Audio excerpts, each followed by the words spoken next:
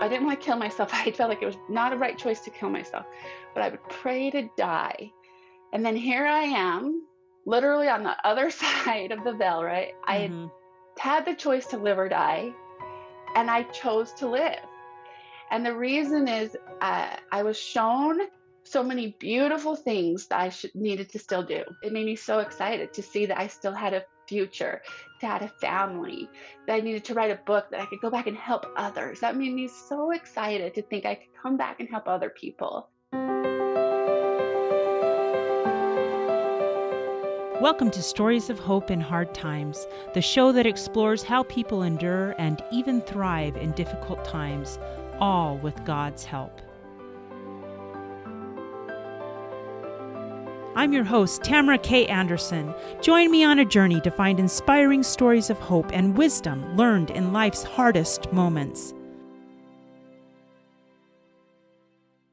My guest today is a professional speaker and author of a highly rated book, A Future for Tomorrow, which tells her remarkable story of miracles and surviving anorexia.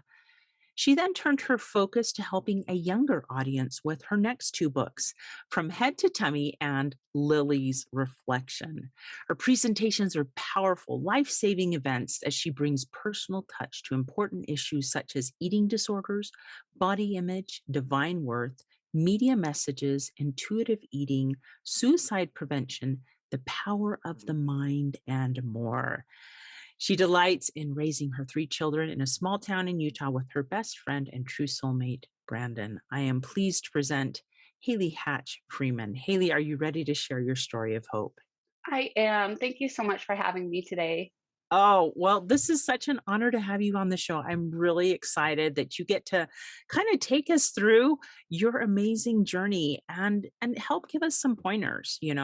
But before we dive into all of that fun stuff, I figured we'd start with a fun fact, and that is that you are almost a foot taller than your husband. And so my first question is, first of all, how tall are you? I am almost 5'10". And yeah, my husband, he actually has a medical condition that makes him shorter, but I love it. He is super hot still. He is still a super cutie, but yeah, that it's kind of fun. We kind of are the unique couple around where I'm this tall blonde and he is, shorter, but still a super handsome man. But yeah, it's kind of a fun little quirk about us. That is awesome. So where did you guys meet? We actually met online. It was a little back in the day before online dating was a thing. It wasn't even a dating site at all. It was just a chat, like Uh-huh. before social media, before Facebook, any of that. It was like LDS chat. And he happened to have a last name of a friend of mine from high school. And so I Oh. clicked on him. I was like, do you happen to know so and so? But he didn't. But that's how we met and love at first sight, really. after we met, after he sent pictures and then real life. But yeah. That is awesome. Well, that is so fun. And I think it's appropriate that we're going to talk about true worth today because I think that it doesn't matter how tall or short you are, it No. matters who you are inside. And so I'm excited that we get to dive into your story a little bit. Absolutely. So let's go back kind of into your teenage years then when you probably weren't as comfortable with your body image and who you were. Kind of take me through who you were, how you were feeling at that point in time, and the point that you got to where you almost died. Right, absolutely. Yeah, so it started when I was 15, and it, like you said, it started with low body image, and then depression hit, and so it's just um, so what was creating it was a perfect storm to create anorexia.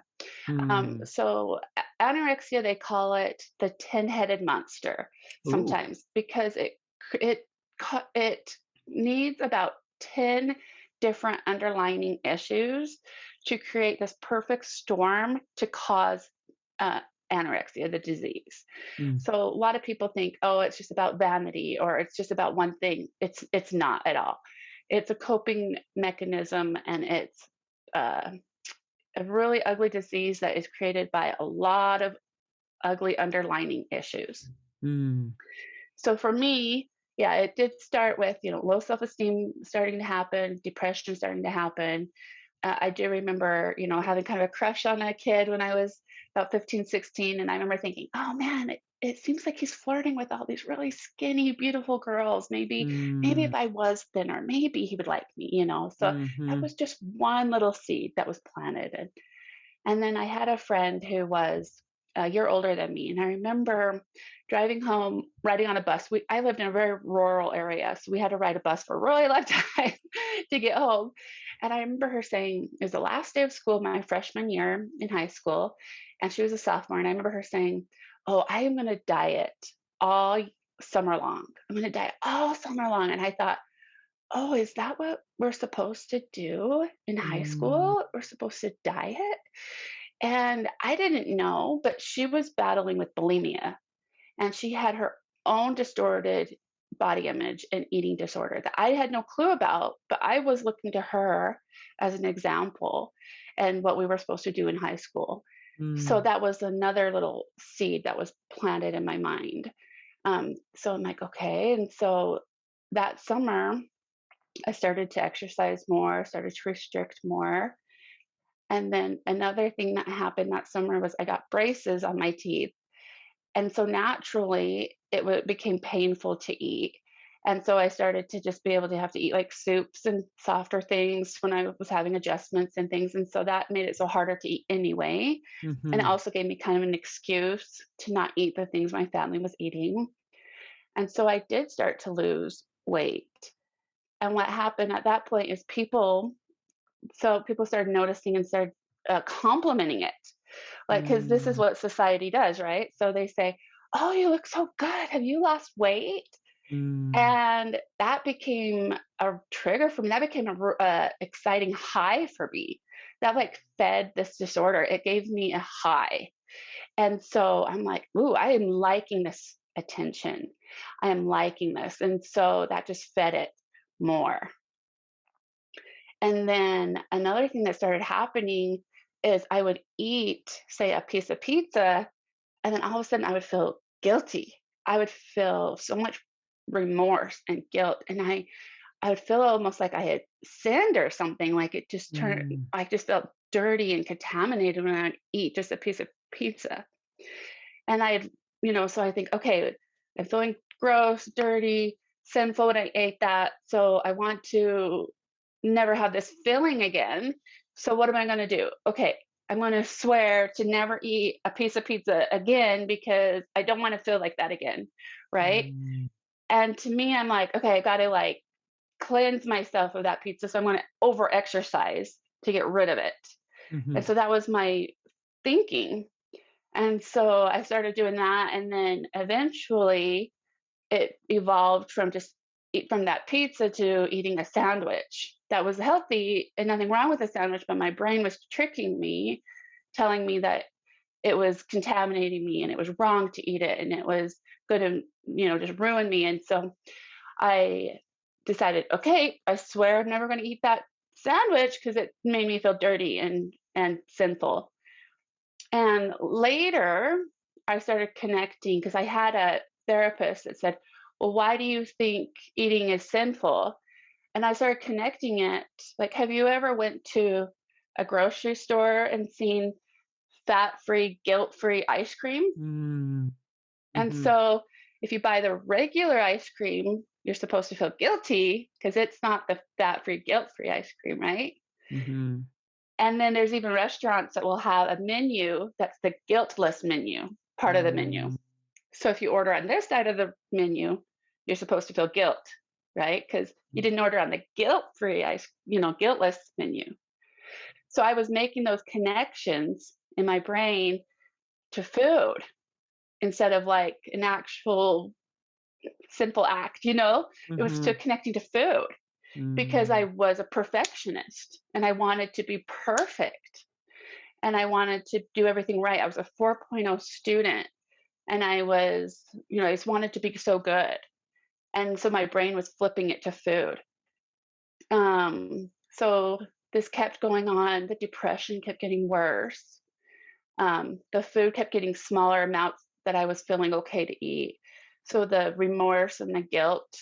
started being connected to eating an apple. So I'm like, okay, I'm feeling so guilty for eating this whole apple. Maybe if I just eat a half an apple, I won't feel as bad. Mm.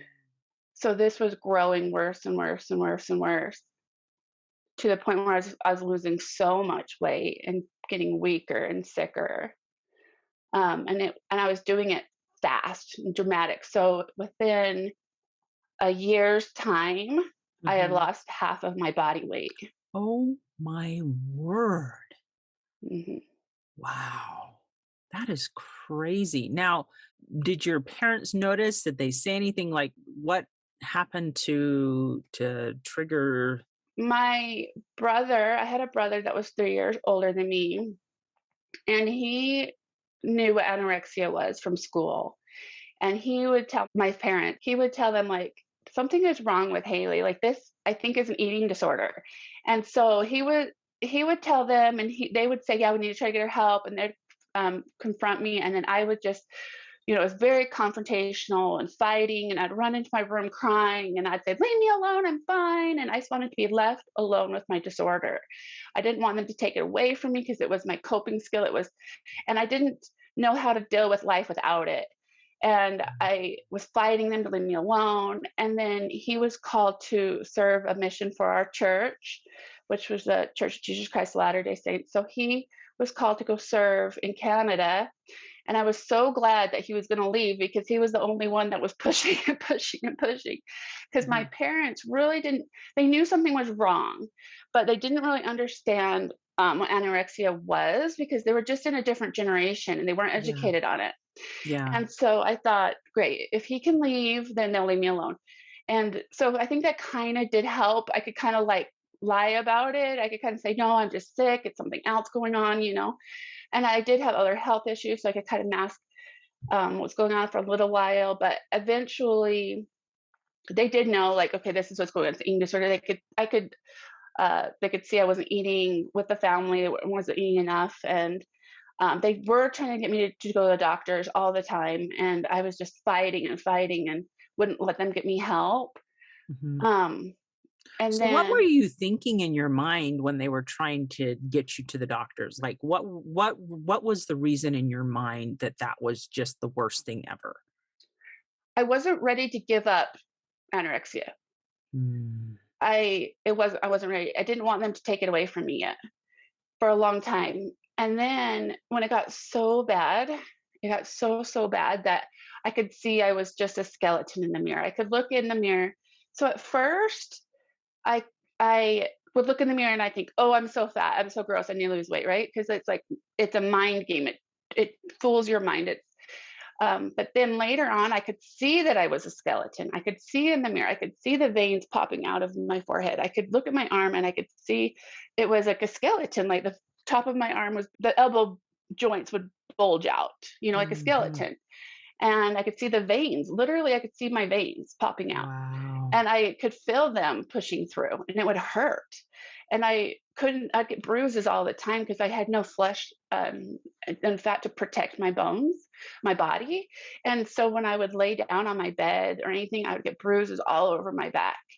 Wow. And it would hurt. And my knees would swell up from just retaining water. My ankles would swell up and it would hurt. And so at that point, I knew I needed to gain. And I kind of thought, okay, I'll try to eat more on my own. And it just wouldn't work.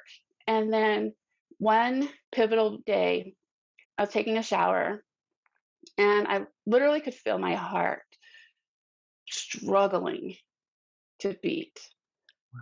I could tell like it was going to stop at any moment. Like it couldn't do it anymore. And I could just, the movements of trying to take a shower was too much for it. And I knew at that moment I've pushed it too far. I knew like anorexia is one. I'm going to die. Mm.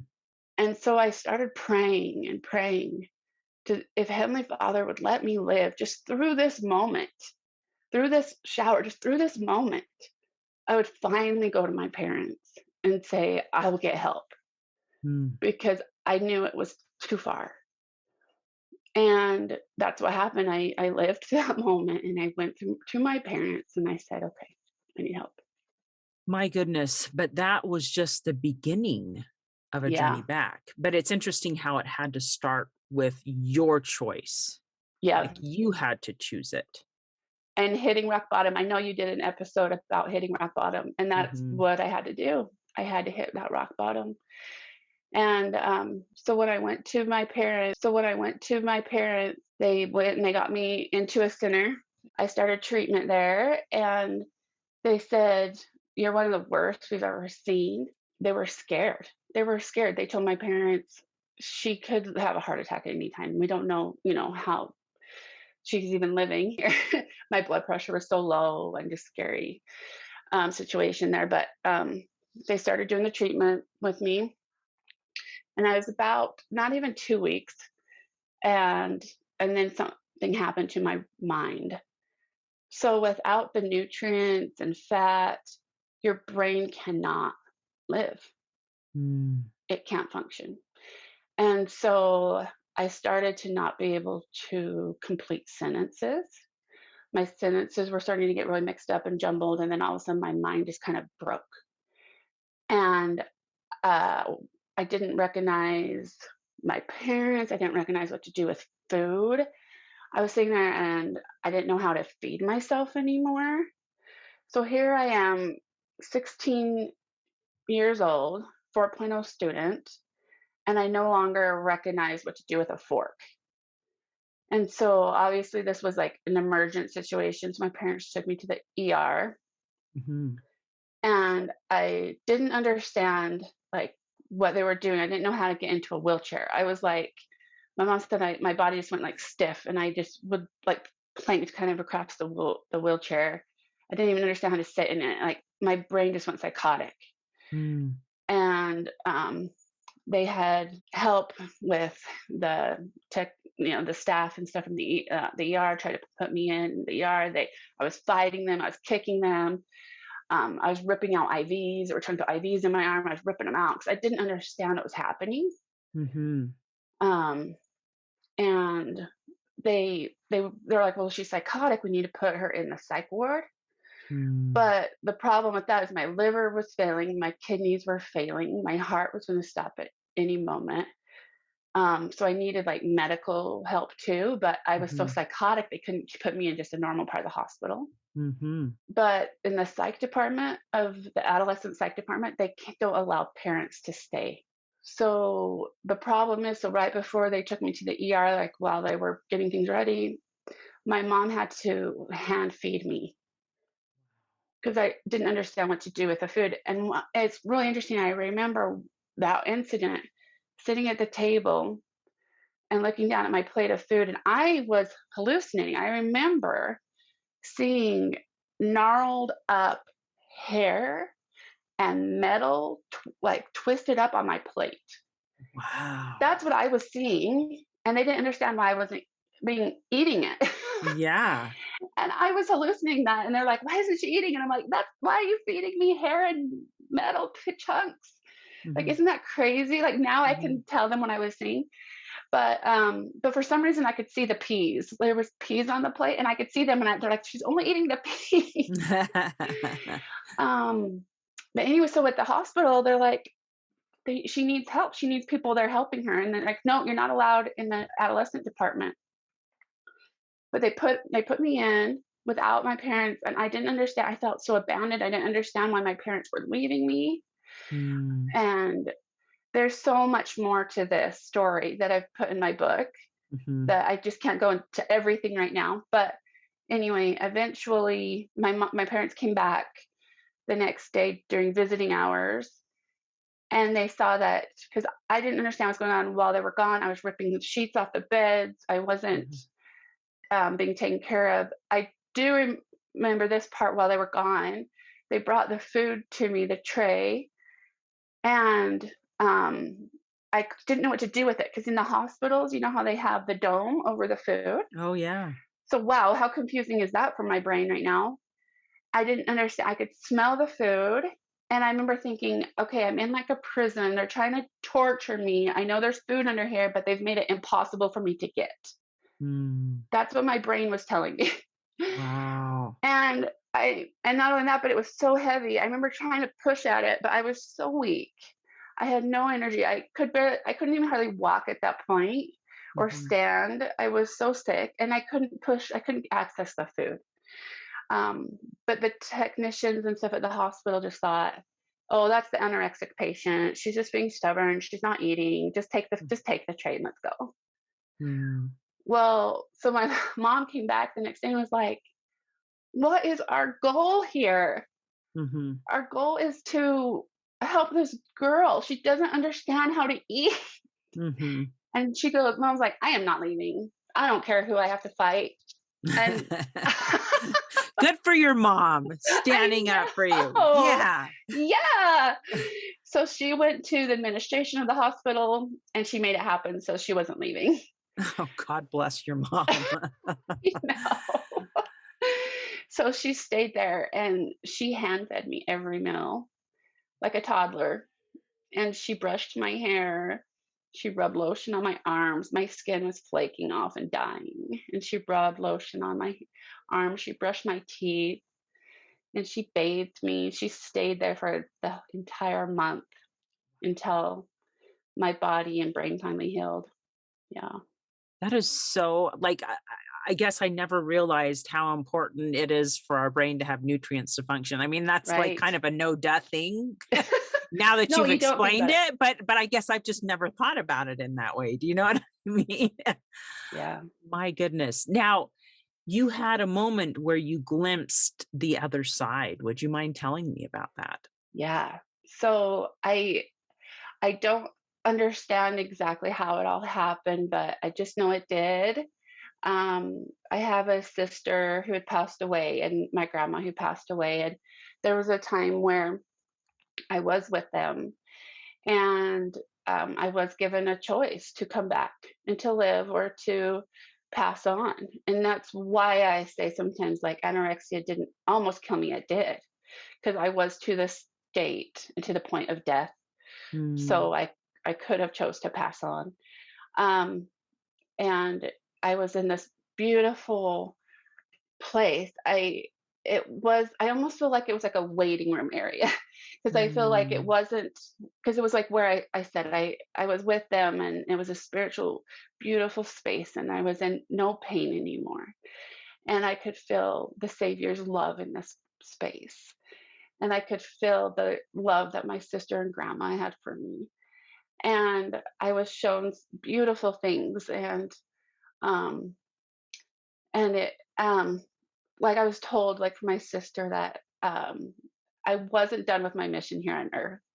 But at the mm. same time, I still had agency to choose to come back or not. But I was shown things like I was still meant to write my book, and I was still meant to, and that's the book I wrote that was called A Future for Tomorrow that tells my whole entire story. Mhm. And I was still meant to have a family and to help others with a lot of the things I've went through. And there's many other beautiful things that I was shown. But yeah, it was. And one thing that I came away from that experience is knowing that every single person on earth has this beautiful divine mission that only they can complete. And to never doubt that, and never doubt how much our Heavenly Father and Savior love you and know you and are aware of you. So, Wow. So what made you choose to stay? so that's what's interesting, right? Because I was so depressed before this, and there were times I was in the darkest depression. I was praying to die.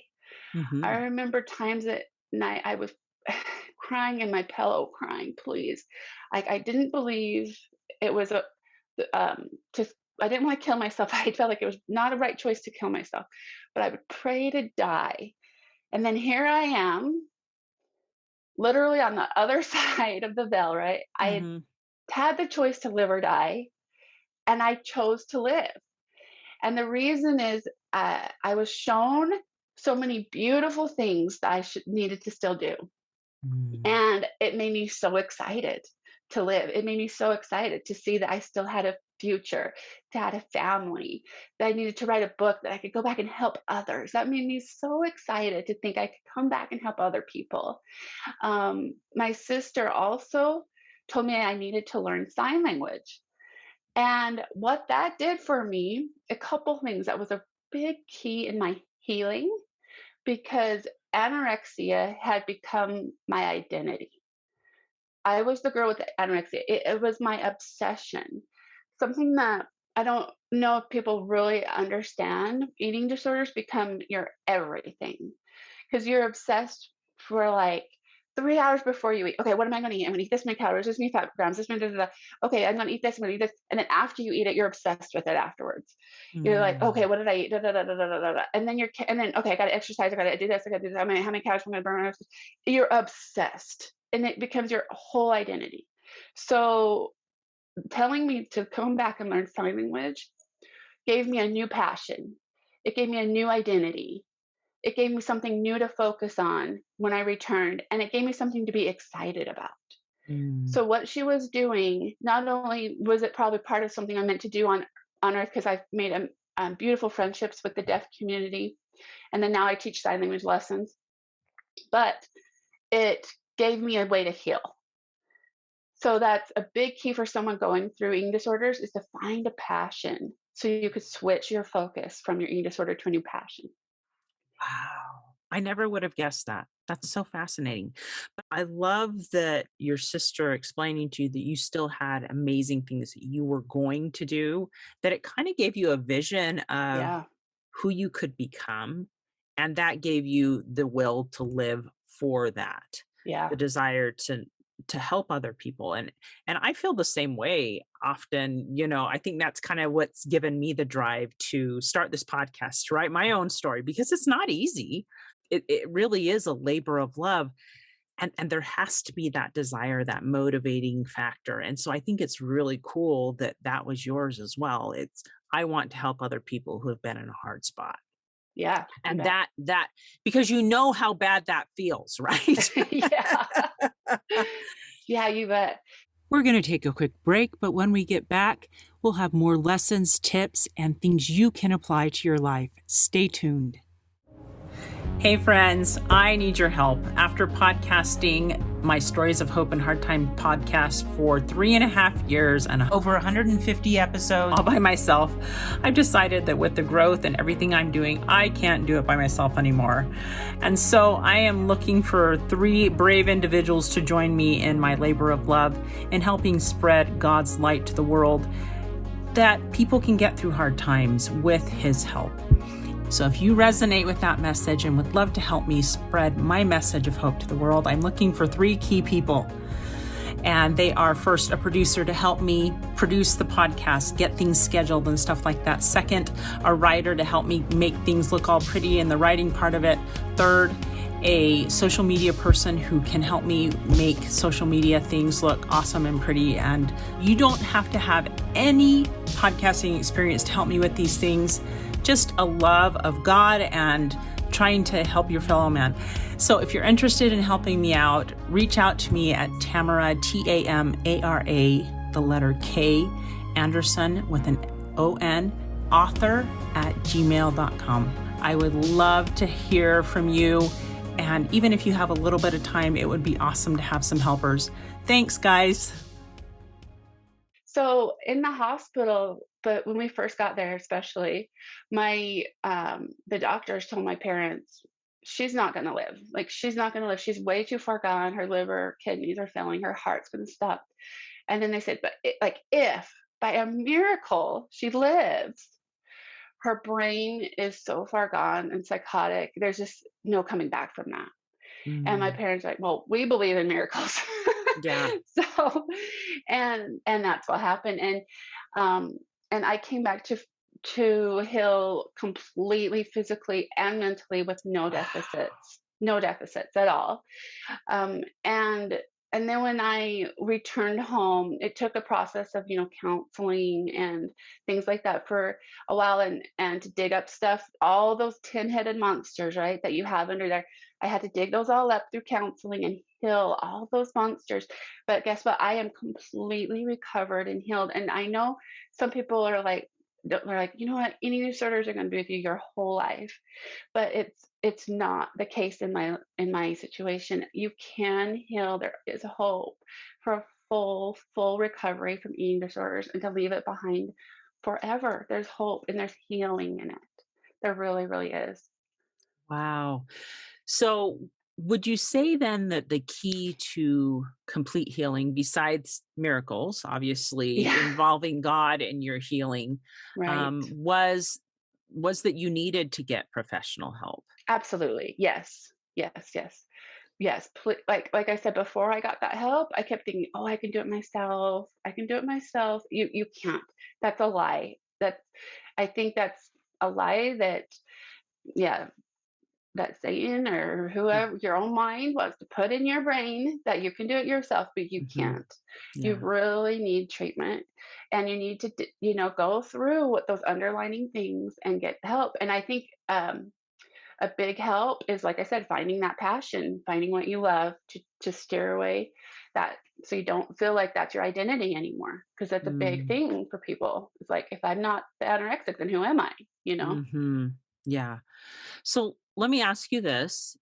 Are there counselors that are specifically Oh, trained yeah, to deal with eating disorders? And how do you absolutely. find them in your area? So there's a lot of centers that do in treatment patient or outpatient treatment. It's like actual centers you can, but then Mhm. there's also just counseling. You can just Google that. They'll say it in their training, that eating disorder specific training. So that's something that you can just search. And there's absolutely people that are trained specifically for it, and I would recommend finding that for sure. Yeah, Yeah. Yeah, because as you were talking about that, I'm like, this is like super specific. You know yeah, what I mean? Like you need super specific help. And the good news is it's out there. it is. And so just look for it, get help. And if you are a parent, say, for example, who has a child who is struggling with an eating disorder, what would you say to the parents? I mean, So obviously your mom never gave up, but never give up. Never give up. Yeah, something that I wanted to add in this podcast that I've never addressed before, but I was kind of feeling that prompting to maybe share this is, um, like maybe like something that your daughter with the eating disorder maybe wants to say to you, or your son wants to say, but they can't. So there's a few things. This disorder is, it's super ugly. It destroys not only your body, but it destroys your soul, your personality. It destroys relationships. It makes it so you don't even know how to communicate with the people you love anymore. It will turn people um, that used to be like your sweet, kind daughter into someone who is lying to you and is no longer able to like have those fun, joyful times with you because they're just in this dark, hurtful place, but I know they're in there and they're saying to you, I'm still here. I'm still your daughter. I'm just dealing with some hard stuff right now. And I don't mean to be acting this way. I don't want to act this way. It's the disorder. It's the disorder Mm, that's making me hide in my room and not be able to enjoy the things we used to enjoy as a family. But I'm still here and I want help. And please don't give up on me. I'm still here. And once your daughter or son gets that treatment, they'll be back and that light will come back and the relationships they had will return, and just don't give up on them. mm, So that's one thing I wanted to share. The second thing is when your daughter or son gets further in recovery, something to help them be more successful in their recovery. And this is something that, man, I see this again and again and again with people in treatment and recovery and post recovery. They say the number one thing that is hard for them to continue the recovery is if their mom or family members are still dieting. oh. So if you think of how, so eating disorders are addiction, right? And a lot of times they go to AA, they right along with alcoholic um, people with drug addictions. If you had a family member that went away to AA and was struggling with abusive of substances, alcohol, drugs, and they came home, would you be drinking in front of them? Would you Mm, have like a beer, alcohol around them? Would you be like, would you have their friends with their like that they did drugs with around them? No, no. Yeah. Heaven, stay no. far away from that, right? Right, and it is the same. People with eating disorders, it's addiction. It's so triggering and painful for them to be around people that are constantly talking about dieting, talking about, "Oh, I lost 5 pounds last night or this month," or talking about, "Oh, I need to lose weight," or, "Oh, I'm gonna go exercise because I need to burn off these calories." It is so triggering, and it is so Mm, painful. They need you to be on their side. They need mhm, when you're talking like that and they're in an environment of this diet mentality, they feel betrayed, and they need to have an environment that's clean of that stuff. And that is the thing that I see again and again and again of recovering patients that say, how am I going to recover if my mom's always dieting?" So that's just a food for thought there. wow. I was just thinking that um that is such good advice for parents or loved ones of someone who is recovering. Is maybe you need to pause and think about your health and what you need to do so that you're not triggering them, you Yeah, know? So it's almost like, oh yes, your loved one needs counseling, but you might too. yeah, You might need yeah. some healthy pointers and learn to be okay. So what would you say is important as far as gaining self-worth, especially with what your body looks like genetically? What would you say to help people gain a more confidence in who they are? So that's one reason why I've written my books is because they have so many parenting tips at the end, the children's books especially, for parents to just do self-esteem building exercises with their children. Mhm. And one of the huge, huge ones is children learn from their parents. They learn from their Mm. examples of their parents. One of my favorite quotes is from Naomi Wolf, and this is what her quote is: "A mother who radiates self-love and acceptance actually vaccinates her daughter against low self esteem." Ooh, would you read that one more time? That was really good, like, I wanna hear it again. Yeah. A mother who radiates self love and acceptance actually vaccinates her daughter against low self esteem. Wow, that's powerful. Right? So, obviously, I know that this is something that I've watched, people that I love struggle with. So, what do you think is the key then to being comfortable in your own skin? So yeah, it's all about switching that brain talk. So when you yourself talk, so when you are thinking, "Oh man, I hate the way I look at this. Oh, I'm so ugly. Or I'm so fat," catch it, and say, "I'm not going to think like this anymore for my own good and for my Mm, children's good." So catch it, and then reverse it and say, "You know what? I'm beautiful. I love the way I am. My body is so powerful and is so good." And that's what I love about it is thinking your body is good. Your body is good. It, helps you, your arms, just have appreciation and gratitude for what your body does. Your arms help you hold your baby. It helps you cook, helps you around dysfunction. Your legs help you, walk and serve others and just know your body is good. And so it's all about catching those negative thoughts, just catching them, being aware of them so you can change them.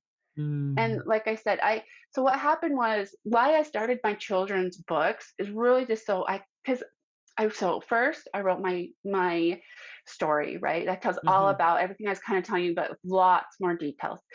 Um, And then I would start speaking at women's conferences and schools and things like that. But I'd have parents come up to me and say, you know, it is my first grader who is having low self esteem, or it is my second grader who's getting bullied because of their weight, or issues Mm, like that. And so that's why I started writing my children's books. And I wanted them to be a tool, like just yeah. like you're saying, a powerful tool, because not just a fun story. There's a fun story at the beginning, but at the end, there's tools so parents can do these self-esteem building exercises for themselves and for their children. And then there's the exercises they can do with their children, and then tips for parents. So hopefully we can help stop some of these issues before they're created. Ooh, I love that. What a fantastic resource because I think you're right. Parents strongly influence how their children view the world. And so Right.